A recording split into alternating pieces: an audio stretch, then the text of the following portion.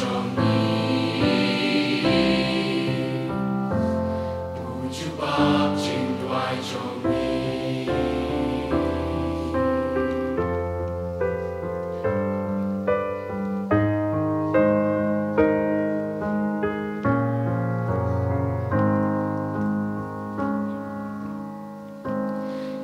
Ikti batlo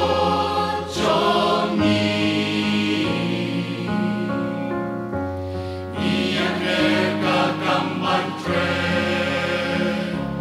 Kakabur barit trong ni Nisyanya tang kauble Nisyaw tukakti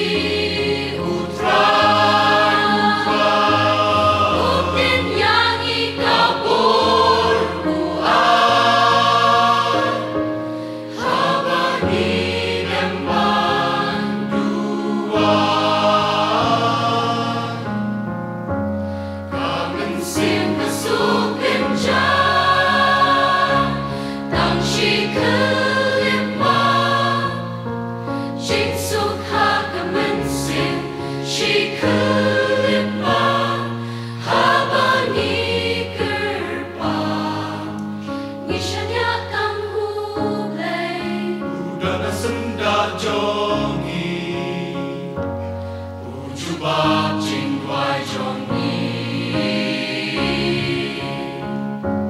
Puju bab jing dwai trong ni Haba ka mensim trong pi Kadon haf leng ka jing ar tatin Haf leng jing du jing should try, should try.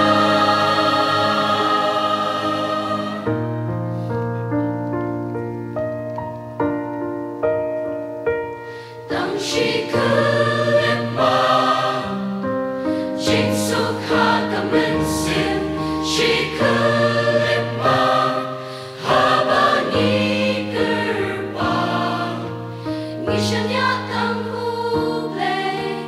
dan senda jongi Puju bab jing dwai trong ni